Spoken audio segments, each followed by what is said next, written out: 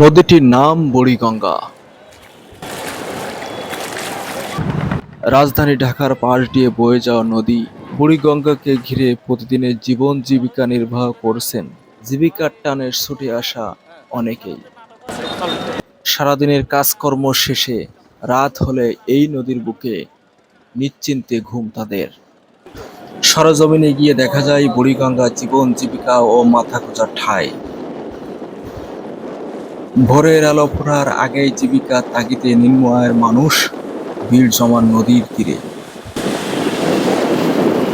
বুড়িগঙ্গা ঘিরে এক একজন এক একভাবে জীবন জীবিকা নির্বাহ করেন।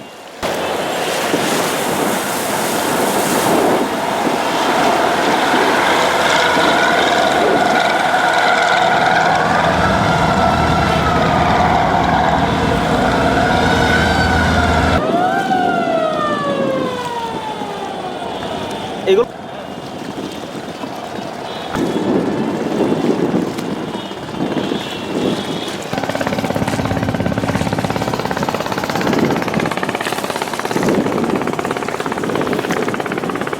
সবাই কেমন নিয়ে ব্যস্ত, হ্যাঁ দেখে কেমন নিয়ে ব্যস্ত দেখে কি বলেন। আমি কেন আমি কোনো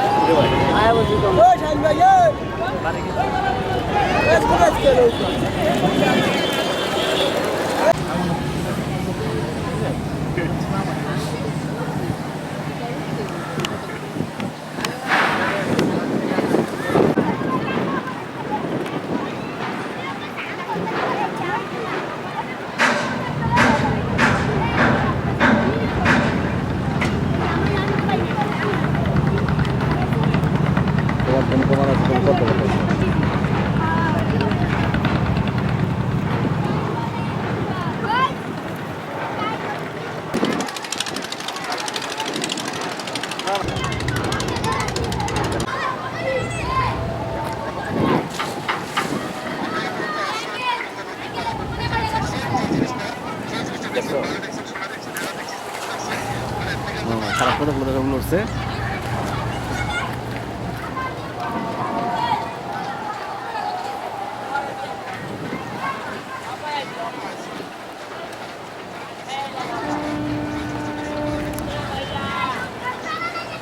তোমরা গোসল করো না?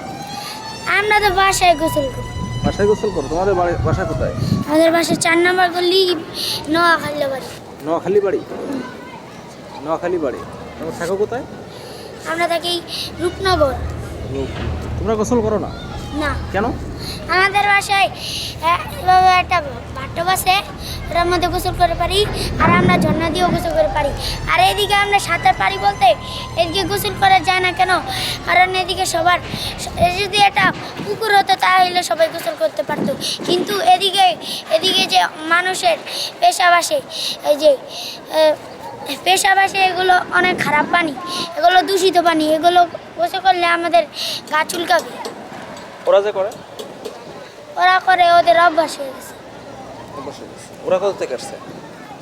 ওরা এই এলাকাটা দেখছেন না, এই এলাকা থেকে এসেছে। তোমরা এখানে কি জন্য আসো? আমরা এদিকে আমাদের বল খুঁজতে এসেছি। বল খুঁজতে? ওখানে খেলছিলে তোমরা?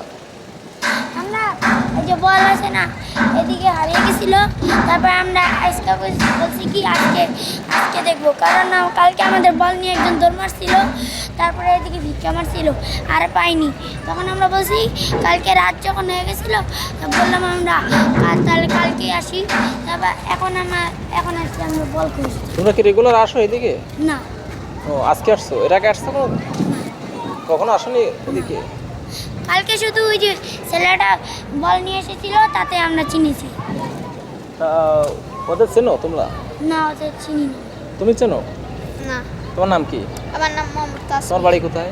আমার বাড়ি এই 4 নম্বর গলিতে। নোয়াখালী? আচ্ছা, ঢাকায় থাকো? কি করো তুমি? আমি পড়াশোনা করি। তুমি কি আসো মাঝে মাঝে এদিকে? এদিকে মাঝে মাঝে আসি, প্রতিদিন আসি।